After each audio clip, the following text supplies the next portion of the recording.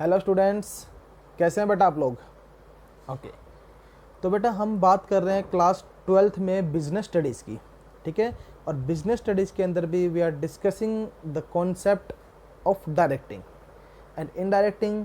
We have discussed lot of things till now in various videos, ठीक है।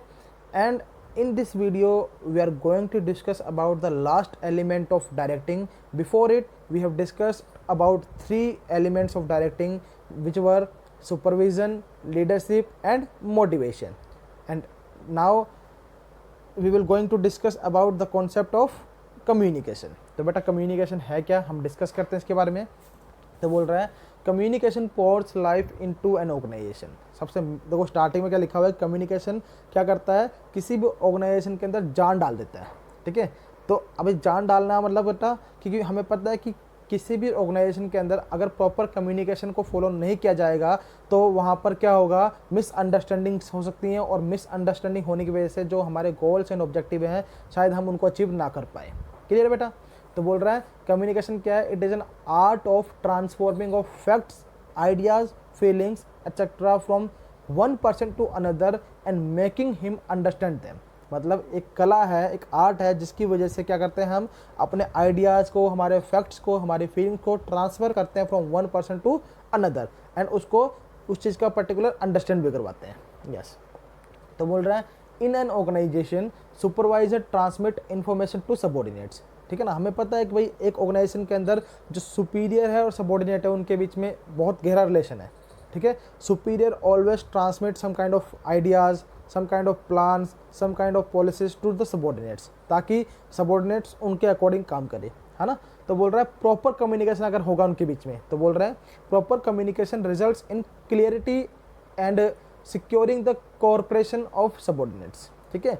अगर आप क्लियर कट कम्युनिकेशन रखोगे तो ऑब्वियस सी बात है सबॉर्डिनेशन जो है, सबॉर्डिनेट्स और सुपीरियर हैं उनके बीच में क्लियरिटी बनी रहेगी, उनको अपने रोल्स के बारे में प्रॉपर क्लियरिटी बनी रहेगी, और सिक्योर रहेंगे जो सुपीरियर्स हैं कि हमारे सबॉर्डिनेट्स को सारा जो भी पर्टिकुलर प्लान्स एंड पॉलिसी है उनके बारे में पता है और उनके अकॉर्डिंग काम करेंगे। बोल रहे हैं फॉल्टी कम्युनिकेशन में create problems due to misunderstanding between the superior and subordinates. अगर प्रॉपर कम्युनिकेशन है तो आप क्लियरिटी बनी रहेगी, ठीक है, सिक्योरिंग रहेंगे। लेकिन अगर फॉल्टी कम्युनिकेशन है तो क्या होगा, it will create problem because there will be many kind of misunderstanding between the superior and subordinates, ठीक है। अगर मिसअंडरस्टैंडिंग होंगी तो बेटा ऑब्वियस सी बात है वहाँ पर सब कुछ गड़बड़ हो जाएगा। यस। बोला the subordinate must correctly understand the message conveyed bye them, ठीक है। और जो सबॉर्डिनेट्स हैं, जो भी सुपीरियर कन्वे करता है उनको मैसेज, उसको करेक्ट फॉर्म में क्या करना है, एक्सेप्ट करना है, करेक्ट फॉर्म में उसको अंडरस्टैंड करना है। अगर थोड़ा सा भी उसने इधर उधर कर दिया बेटा तो पूरा मतलब बिगड़ जाएगा। अब बेटा अगर हम बात करें हिंदी के अंदर, एक सिंपल जो अपनी लैंग्वेज है उसके अंदर अगर हम सिंपल एक जो हमारे पॉइंट्स हैं या कोमा है उसको ना लगाएं, तो उसी की वजह से हमारा कोमा इधर से उधर लग जाए तो उसी की वजह से जो हमारा पूरा मीनिंग चेंज हो जाता है। तो वही बेटा कम्युनिकेशन की कला है कि थोड़ा भी चेंज होने से बहुत कुछ चेंज हो जाता है। फॉर एग्जाम्पल अगर हम बोल रहे हैं रोको मत जाने दो, ठीक है, तो हम बोल रहे हैं उसको रोक लो, जाने मत दो। दूसरी तरफ बोल रहे हैं रोको मत जाने दो, तो देखो हुआ क्या, पहले हमने रोको के बाद कोमा लगाया, फिर बोल रहे हैं मत जाने दो, उसको रोक लो मत जाने दो, फिर हमने बाद में कोमा क्या लगाया, रोको मत के बाद कोमा लगाया, तो बोल रहा है उसको रोको मत, उसको जाने दो। तो बेटा देखो एक सिंपल कोमे से जो कोमा हमने लगाया ना, तो उसकी वजह से कितना फ़र्क पड़ गया यहाँ पर, है ना। तो उस चीज़ को आपने समझना प्रॉपरली। तो बोल रहे हैं इट रेफर्स टू या फिर we can say it is transfer of information from the sender to the receiver with the information being understood by the receiver. अब बोल रहे हैं कि कम्युनिकेशन के अंदर 2 मेन पर्सन आएंगे, सेंडर और रिसीवर। सेंडर को जो इन्फॉर्मेशन को दे रहा है, रिसीवर जो इन्फॉर्मेशन को रिसीव कर रहा है, ठीक है। तो हम इसका एक पूरा प्रोसेस है बेटा, उसको भी डिस्कस करेंगे डीप में, जो इसका भी आगे प्रोसेस आएगा। उससे पहले देखो क्या बोल रहा है, communication play key role in the success of managers. देखो मैनेजर के लिए तो बेटा जो मेन पॉइंट है दैट इज़ कम्युनिकेशन, कि एक मैनेजर किस तरीके से अपने जो सबॉर्डिनेट्स हैं उनको कम्युनिकेट करता है, उससे बहुत बड़ा इम्पैक्ट उसके जो है लाइफस्टाइल में, उसके पर्सनालिटी में पड़ता है इस चीज़ का। यस। बोल रहा है directing ability of manager mainly depends upon his communication skills. देखो अब जो एक मैनेजर है उसको पता है कि मुझे अपने सबॉर्डिनेट्स को डिफरेंट मीन्स के थ्रू डायरेक्ट करना है हमें उसको गाइडेंस देनी है, हमें उसको मोटिवेट करना है, लीडरशिप क्वालिटी लेके आनी है। तो इन सब के लिए बेटा सबसे अहम चीज़ है दैट इज़ कम्युनिकेशन। अगर आप प्रॉपर कम्युनिकेशन फ्लो आपका है तो आप इजीली उनको अपने अंडर जो है रख करके काम अच्छे तरीके से करवा सकते हैं, अदरवाइज आप नहीं करवा पाएंगे। हाँ जी, बोल रहा है that is why organisation always emphasis on improving communication skills of manager as well as the employees. ठीक है, हमेशा जो ऑर्गेनाइजेशन है इसीलिए क्या करता है, जो मैनेजर्स और एम्प्लॉयज़ के जो कम्युनिकेशन स्किल्स हैं उसके ऊपर हमेशा फोकस करता है कि उनके कम्युनिकेशन स्किल्स हमेशा अच्छे रहें, टू द पॉइंट एक्यूरेट रहें। हाँ जी, communication is important for directing function because all the other element of directing become possible only when there is a adequate communication। बेटा आप मोटिवेट कर, आप लीडरशिप को ले लीजिए, आप मोटिवेशन को ले लीजिए, सुपरविजन को ले लीजिए, किसी भी चीज़ को ले लीजिए, हर एक के अंदर अगर आपकी प्रॉपर कम्युनिकेशन होगी विद देयर सबॉर्डिनेट्स, ठीक है, तभी आप क्या कर पाएंगे, तभी आप प्रॉपरली उन सारे जो एलिमेंट्स को परफॉर्म कर पाएंगे, अदरवाइज आप उन सारे एलिमेंट्स के अंदर फेल हो सकते हैं। क्लियर है बेटा? हाँ जी, तब बोल रहा है कि एलिमेंट ऑफ कम्युनिकेशन प्रोसेस, क्या जो हम कम्युनिकेशन प्रोसेस करेंगे उसके अंदर क्या क्या एलिमेंट्स आएंगे। सबसे पहला पॉइंट आएगा सेंडर, ठीक है, हु कन्वेज हिज थॉट्स और आइडियाज़। मतलब सेंडर क्या है, जो अपने थॉट्स आइडिया को कन्वे करेगा, मैसेज को देगा। फिर अगला आता है मैसेज, इसके अंदर क्या है, कोई भी ये मैसेज किसी भी टाइप से हो सकता है, लाइक ये आइडिया हो सकता है, ये फीलिंग्स हो सकता है, ये सजेशंस हो सकता है, ये ऑर्डर हो सकता है। ठीक है बेटा, ये डिपेंड करता है। फिर बोल रहा है एनकोडिंग। एनकोडिंग क्या होता है बेटा, converting the message into communication symbol such as words, pictures, कि आप किस तरीके से आप कम्युनिकेशन कर रहे हैं, तो उसका जो उसको मैसेज को कन्वर्ट करता है बेसिकली ये। हाँ जी, फिर आ गया मीडिया। मीडिया का एक पाथ है, एक चैनल है थ्रू विच जो एनकोडेड मैसेज है इज ट्रांसमिटेड टू रिसीवर्स, जो रिसीवर्स को ट्रांसमिट किया जा सके। ठीक है, for example face to face, phone call, internet के थ्रू, मतलब ये सारे इसके एग्जाम्पल्स है बेटा। Next point is decoding. Decoding क्या होता है, converting encoded symbols of the senders. जो सेंडर ने जो एनकोडेड सिंबल दिए उनको कन्वर्ट करना, ताकि जो रिसीवर उसको रिसीव कर सके इजीली और उसको डिकोड कर सके। हाँ जी, रिसीवर क्या है, who receives the communication of the Sanders. मतलब जो रिसीवर है वो क्या करता है, जो सेंडर है उसका जो कम्युनिकेशन होता है उसको रिसीव करता है, उसके मैसेज को रिसीव करता है। फीडबैक बोल रहा है all those actions of receivers indicating that he has received and understand the message of the sender। मतलब वो सारे के सारे एक्शन जिससे ये पता चले कि जो रिसीवर है उसने जो है सेंडर का मैसेज रिसीव कर लिया है और उसको अंडरस्टैंड कर लिया है। नेक्स्ट आएगा नॉइस। नॉइस क्या है कि सम ऑब्स्ट्रक्शंस, ठीक है, मतलब सब हर्डल्स और सब hindrance to communications, like poor telephone connections, ठीक है, इनएक्टिव रिसीवर्स, तो मतलब किसी भी टाइप की प्रॉब्लम्स बेटा वो आ सकती हैं, तो ये सारा कुछ आएगा इसके अंदर। हाँ जी, तब हम बात करते हैं प्रोसेस ऑफ कम्युनिकेशन की। तो बेटा प्रोसेस ऑफ कम्युनिकेशन आप देख रहे हैं, ठीक है, तो यहाँ पर आप देखिए सबसे पहले क्या है, यहाँ पर हम बात कर रहे हैं, हाँ जी, हम बात कर रहे हैं बेटा सेंडर। देखो अब सेंडर है, यहाँ पर सेंडर क्या कर रहा है बेटा, ये अपने मैसेज को डाल रहा है। यहाँ पर मैसेज क्या है बेटा, फिर वो एनकोड होगा, एनकोड होकर के वो मीडिया में कन्वर्ट होगा, मीडिया में कन्वर्ट होगा तो रिसीवर के पास जाने से पहले डिकोड होगा, डिकोड होने के बाद वो फीडबैक देगा। ठीक है, इन सभी के बीच में जो है नॉइस भी आएगा। ठीक है, इस तरीके से इसको और अच्छे से समझने के लिए बेटा आप इस वाले जो प्रोसेस को ज़्यादा फोकस कीजिएगा। देखो सबसे पहले सेंटर क्या करता है बेटा, अपना एक मैसेज डालता है। ठीक है, मैसेज डालेगा, वो मैसेज क्या होगा बेटा, एक एनकोड होगा, कि मतलब एक पर्टिकुलर क्या है कि हम पिक्चर डाल रहे हैं, कुछ वर्ड के थ्रू मैसेज भेज रहे हैं, कि उसका तरीका क्या भेजने का वो होगा। फिर आएगा वो एनकोड करके उसको मीडिया के फॉर्म में डालेंगे कि किस तरीके से डाल रहे हैं, हम टेलीफोन के थ्रू मैसेज डाल रहे हैं या फिर व्हाट्सएप कर रहे हैं या फिर कोई इंटरनेट के अदर जो सोर्सेज है उनको यूज़ कर रहे हैं। तो बेटा यहाँ पर देखो नॉइस दिखाई दे रहा है आपको। ये नॉइस क्या है, ये प्रॉब्लम्स क्रिएट हो सकती हैं। लाइक हम बात कर रहे हैं फ़ोन पर और नेटवर्क ना आए तो नेटवर्क आ गया, यहाँ भी शोर आ रहा है बहुत ज़्यादा तो वो प्रॉब्लम आ सकती है। ठीक है, या फिर इंटरनेट प्रॉब्लम आ रही है, तो बेटा वो सारी क्या है, नॉइस है यहाँ पर। ठीक है, तो वो मीडिया आ गया, मीडिया में कन्वर्ट होने के बाद क्या होगा बेटा, जो मैसेज है वो डिकोड होगा बेटा। ठीक है, मैसेज क्या होगा, डिकोड, जो बेटा एरो ये इस तरफ होंगे, ध्यान रखना है ना। तो मैसेज डिकोड होने के बाद क्या होगा, रिसीवर के पास जाएगा। ठीक है, मैसेज रिसीवर के पास पहुंचेगा तो रिसीव करेगा उसको, उसके जो रिसीवर है वो फीडबैक देगा टू द सेंडर कि हाँ भाई मुझे आपका मैसेज रिसीव हो गया है और मैंने इसको अंडरस्टैंड कर लिया है। क्लियर है, तो ये पूरा इसका प्रोसेस चलेगा बेटा। अब इसके बाद हम बात कर रहे हैं इंपॉर्टेंस ऑफ कम्युनिकेशन की।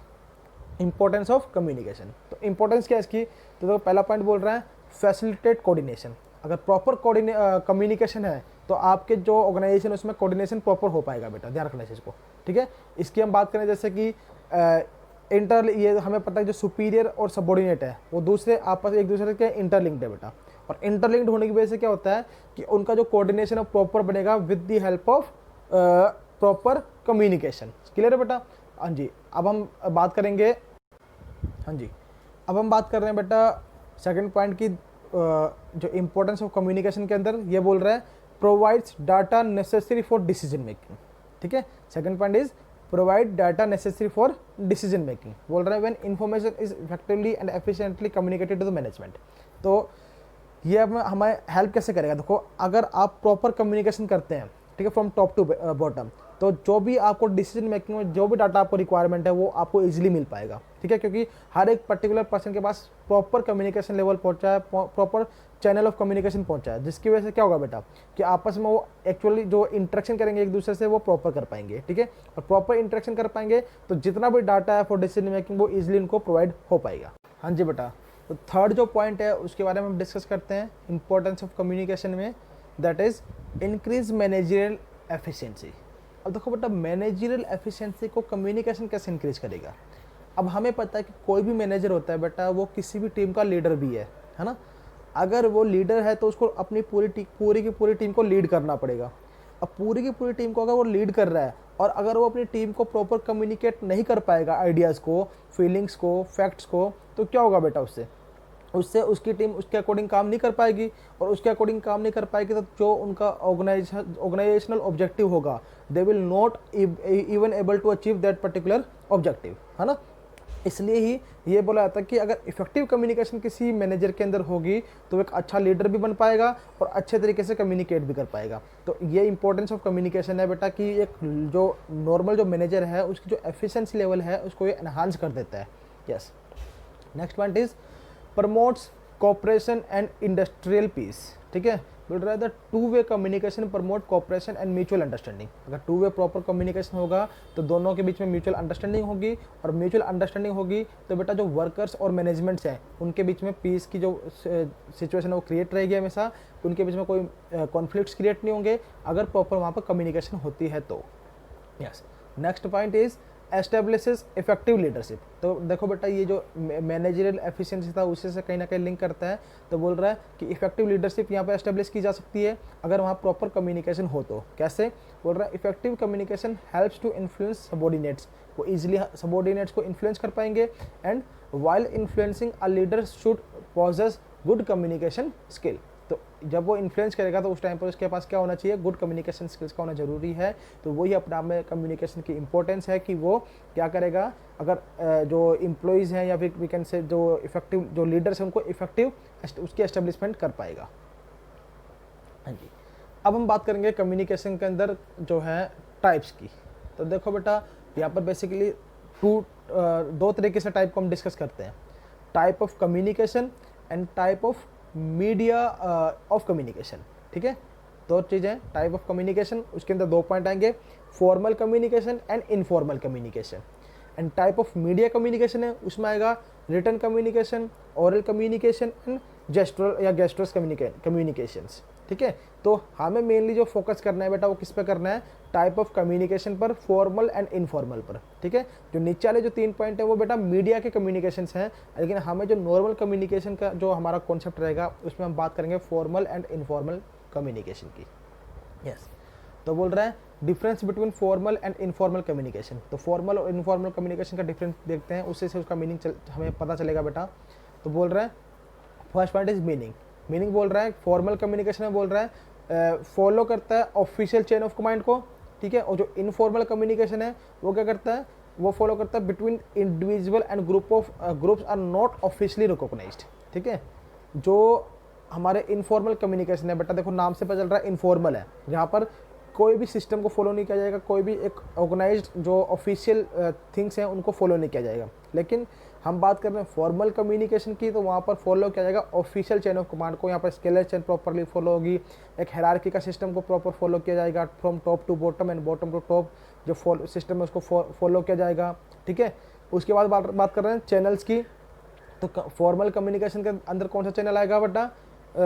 थ्रू अ डेफिनेट पाथ, मतलब एक डेफिनेट पाथ होगा, like from top to middle, middle to bottom, from middle to bottom, sorry या फिर from bottom to middle, middle to top, मतलब डाउनवर्ड, ठीक है, diagonal, upward and we can say horizontal, किसी भी टाइप से एक पर्टिकुलर पाथ को फॉलो कर सकता है। लेकिन इनफॉर्मल कम्युनिकेशन क्या होगा बेटा, उसमें कोई डेफिनेट पाथ नहीं होगा, वहाँ पे कोई भी किसी से भी किसी भी टाइप के कम्युनिकेशन को यहाँ पर क्या कर सकता है, डिस्कस कर सकता है। यस, स्पीड की बात कर रहे हैं तो जो फॉर्मल कम्युनिकेशन है वो थोड़ी स्लो होती है, क्योंकि वहाँ पे एक स्पेसिफिक पाथ को फॉलो किया जाता है, एक स्ट्रक्चर फॉलो किया जाएगा, वो अपना में टाइम कंज्यूमिंग हो सकता है।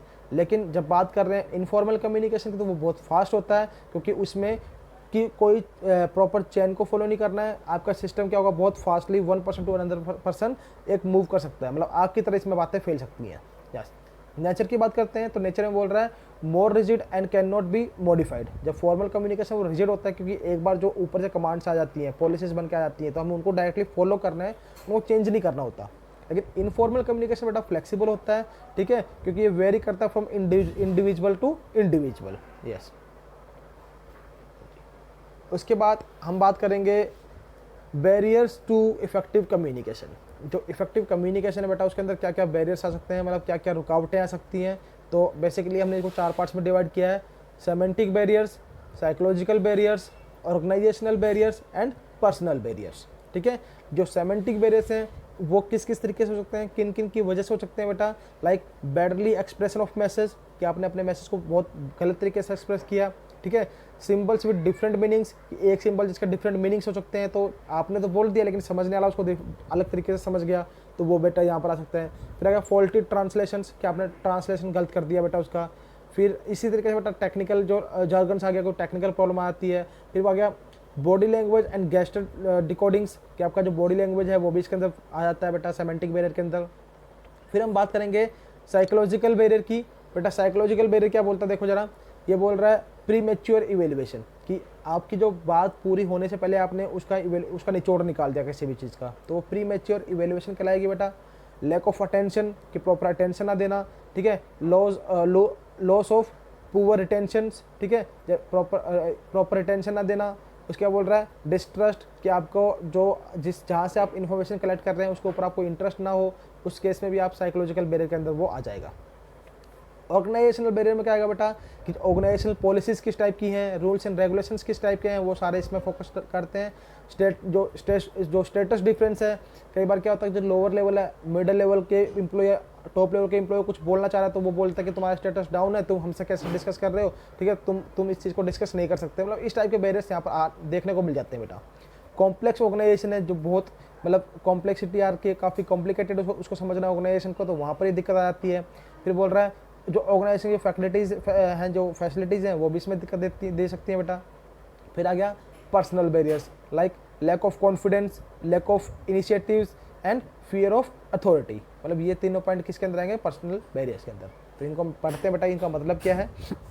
तो बात कर रहे हैं हम सेमेंटिक बैरियर से, तो बोल रहे हैं these are concern with the problems and obstructions in the process of encoding and decoding of a message. मतलब जब मैसेज एनकोड और डिकोड हो रहा है उस टाइम पर जो प्रॉब्लम्स आती हैं वो सारी प्रॉब्लम किससे लिंक करेंगी, सेमेंटिक बैरियर से लिंक करेंगी।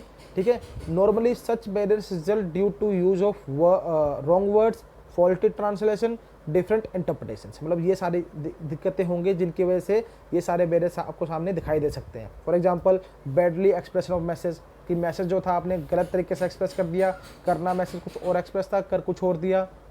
ठीक है, सिंबल्स जो है आपने गलत यूज़ कर दिए। ठीक है, अब सिंबल आप मतलब यूज़ कुछ और करना चाह रहे थे, यूज़ कुछ और कर दिया, तो वो भी बेटा यहाँ पर दिक्कत दे सकता है। फॉल्टी ट्रांसलेशन कर दिया, कि आपको कुछ ट्रांसलेट करना था, आपने ट्रांसलेट करना कुछ और था, कर कुछ और दिया, तो वहाँ पर दिक्कत आ सकती है बेटा। अनक्लेरिफाइड अजम्पशंस, कि जो अजम्पशंस आपने जो उनको दी वो अनक्लेरिफाइड थे, उनके अंदर कुछ क्लियरिटी नहीं थी बेटा, तो क्लियरिटी ना होने से भी वो दिक्कत दे सकता है। टेक्निकल जॉर्गन्स हो सकते हैं, कि कुछ टेक्निकल प्रॉब्लम्स आ सकती हैं, आप जब डिस्कस कर रहे हैं उसके बीच में कुछ टेक्निकल इशू आ गया। ठीक है, लाइक नेटवर्क ना आना, या फिर जो भी अपने नेटवर्क का स्लो होना, मतलब ये सारी प्रॉब्लम्स इसमें आ सकती हैं बेटा। आपकी बॉडी लैंग्वेज जो है वो भी बेटा यहाँ पर दिक्कत दे सकती है।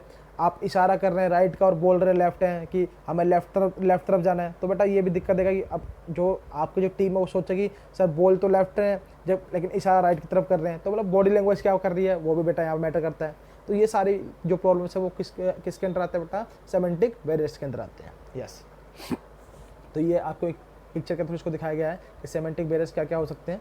ठीक है बेटा, इनको देख लेना। हाँ जी, नेक्स्ट पॉइंट इज इमोशनल या साइकोलॉजिकल बैरियर्स। हाँ जी, तो बोल रहा है lack of attention, premature evaluation, poor retention, loss by transmission, distrust and emotions. हाँ जी, इनको हम पढ़ते हैं। तो देखो क्या बोल रहा है, इमोशनल और psychological factors also act as a barrier to communication. The state of mind of both sender and receiver of communication reflects in effective communication. अब देखो बेटा, जो मैसेज भेज रहा है और जो मैसेज रिसीव कर रहा है, दोनों का ही साइकोलॉजिकली स्ट्रॉन्ग होना जरूरी है उस टाइम पर। अगर मान लो मैं मैसेज भेज रहा हूँ आपको, मेरे माइंड में कुछ और चल रहा है, लेकिन मैं आपको कुछ मैसेज भेजना चाह रहा हूँ लेकिन मैसेज कुछ और भेज देता हूँ, तो वही प्रॉब्लम हो सकती है। वहाँ पर समझने वाले की गलती नहीं होगी, भेजने वाले की गलती होगी। लेकिन जो भेजने वाला था उसने बिल्कुल ठीक मैसेज भेजा आपको, लेकिन जो समझने वाला पर्सन था उसने क्या किया, समझ तो रहा है, सुन तो रहा है, पर वो एक्चुअली में वहाँ पर प्रेजेंट ही नहीं है। ठीक है, फिजिकली तो वहाँ पर है लेकिन मेंटली या इमोशनली वो कहीं और पर है। तो उससे क्या होगा कि सुन तो रहा है चीज़ों को, पर वो उसको समझ नहीं पाएगा। तो ये बेटा यहाँ क्या होंगे, ये बैरियर्स आ सकते हैं। हाँ जी, अब बोल रहा है अ worried person can not communicate properly and an angry recipient can not understand the message properly. अगर मान लो कोई एंग्री रेसिपेंट है, मतलब जो सुन रहा है और उसको बहुत जल्दी गुस्सा आ जाता है, वो बात को पूरा सुनने से पहले बीच में या गुस्सा कर देता है कुछ और, उसे बीच में कुछ और चीज़ें बोलने स्टार्ट कर देता है, तो उससे क्या होगा कि प्रॉपर कम्युनिकेशन का फ्लो नहीं हो पाएगा, वहाँ पर बैरियर्स क्रिएट हो जाएंगे। और कोई वरीड पर्सन है जिसको कुछ चिंता है और उस चिंता के अकॉर्डिंग वो कुछ और डिस्कस कर रहा है, तो वो शायद उसको डिस्कस ना कर पाए। Thus, at the time of communication, both the sender and the receiver need to be psychologically strong. तो बेटा यही बोला गया कि at the time of communication जो सेंडर है और जो रिसीवर है, दोनों को ही साइकोलॉजिकली साउंड होना पड़ेगा। ठीक है, अगर वो साइकोलॉजिकली साउंड है, एक दूसरे पर ट्रस्ट करते हैं, ठीक है, एक दूसरे में बिलीव करते हैं, तो ऑब्वियसली वो एक दूसरे के मैसेज को ईजिली अंडरस्टैंड कर पाएंगे, अदरवाइज वो अंडरस्टैंड नहीं कर पाएंगे। तो यहाँ पर प्री मेच्योर एवेल्यूएशन नहीं करनी है। अगर प्री मेच्योर एवेल्यूएशन हम कर देंगे तो इससे क्या होगा बेटा कि जो हमारा मैसेज था, जो कम्युनिकेशन का प्रोसेस था, वो बीच में रुक जाएगा। ठीक है, अगर हम लैक ऑफ अटेंशन है, हमारे एम्प्लॉइज़ जो हैं, जो एम्प्लॉयर बोल रहा है उसकी बातों को फोकस ही नहीं कर पा रहा है, तो वो भी बेटा दिक्कत हो सकती है। लॉस ऑफ पुअर अटेंशन, की जो रिटेंशन है वो प्रॉपर नहीं हो पा रही है, तो वो भी बेटा वही चीज़ है। डिस्ट्रस्ट, कि जो एम्प्लॉयर है एम्प्लॉय के ऊपर फोकस ही नहीं कर रहा है, या एम्प्लॉय के ऊपर ट्रस्ट ही नहीं करता है, तो उस केस में भी वो उसकी बातें शायद सुने ही ना, उसका कम्युनिकेशन प्रोसेस वहीं पर क्या हो जाएगा, डाउन हो सकता है बेटा। हाँ जी, नेक्स्ट इज ऑर्गेनाइजेशनल बैरियर्स। तो ऑर्गेनाइजेशनल बैरियर में देखो क्या क्या हो सकता है, rules and policies, hierarchical position, organisational facilities, ठीक है, कॉम्प्लेक्स ऑर्गेनाइजेशन स्ट्रक्चर्स, तो ये सारे पॉइंट इसके अंदर बेटा आ सकते हैं। यस, हाँ जी, तो बोल रहे हैं the factors related to organisational structure, rules and regulations, authority and responsibility etcetera may sometime act as a barrier to effective communication. कई बार क्या होता है बेटा, जो ऑर्गेनाइजेशन स्ट्रक्चर के अंदर जो हमारे रूल्स हैं, जो रेगुलेशंस हैं, जो अथॉरिटी एंड रिस्पॉन्सिबिलिटीज़ हैं, वो समटाइम क्या होते हैं बेटा, वो क्या करती हैं कि जो बैरियर बन जाती हैं। किस चीज़ के लिए बैरियर बन जाती हैं, इफेक्टिव कम्युनिकेशन के लिए।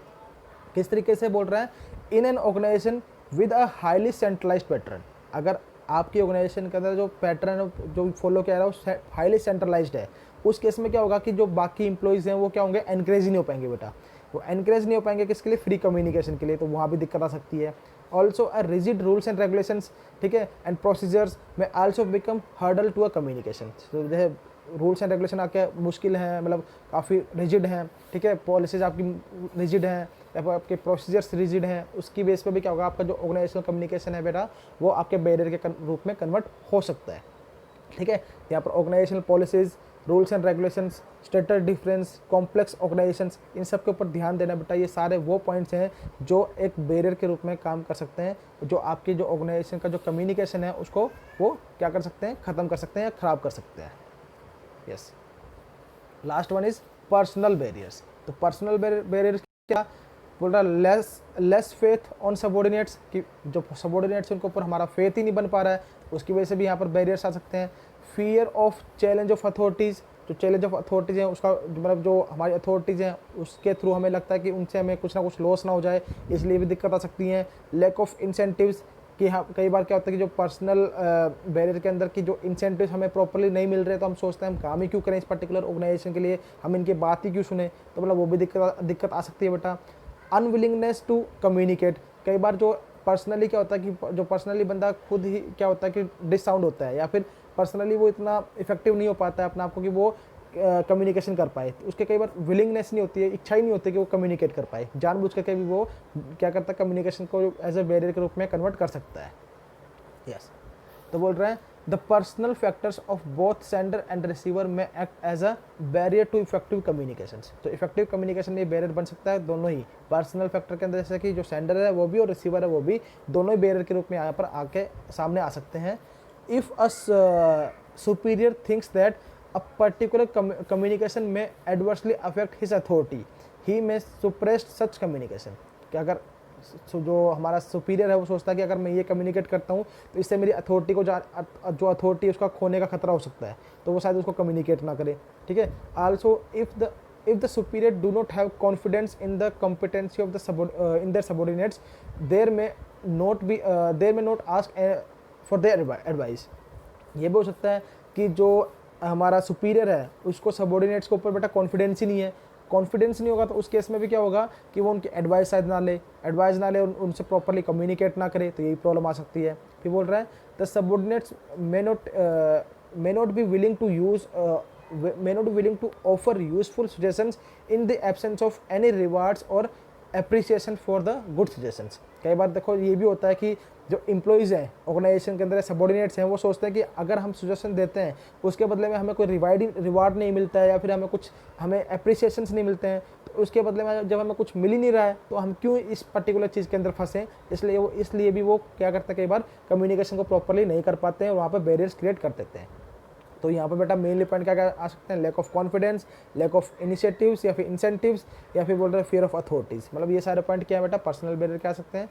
तो हम इन सारे जो बैरियर्स को इम्प्रूव कैसे करें, बोल रहा है how to improve effective communication. तो इफेक्टिव कम्युनिकेशन कैसा आएगी बेटा, तो जितने भी बैरियर्स थे उन सबको अपोजिट कर दो। अगर हम वो बात कर रहे हैं जैसे बात कर रहे हैं लैक ऑफ कॉन्फिडेंस, तो कॉन्फिडेंस लेके आना है। लैक ऑफ इंसेंटिव्स, तो इंसेंटिव्स देना स्टार्ट कर दें जो सबॉर्डिनेट्स को।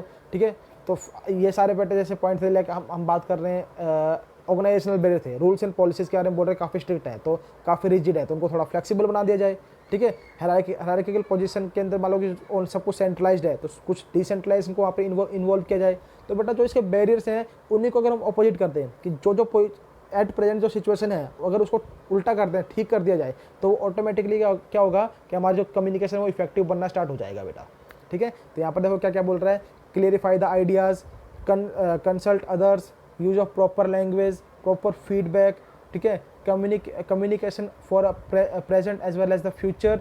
ठीक है, follow up, good listener, open minded, completeness of message. मतलब ये सारे पॉइंट वही हैं बेटा जो पीछे हमारे बैरियर्स बन रहे थे। तो इन सब के ऊपर हमें फोकस करना है कि अगर हम चाहते हैं कि हमारा इफेक्टिव कम्युनिकेशन बने तो यहाँ पर सिर्फ एम्प्लॉयर या जो हमारे जो ऑर्गेनाइजेशन के जितने भी पहलू हैं उन सबको यहाँ फोकस करना पड़ेगा।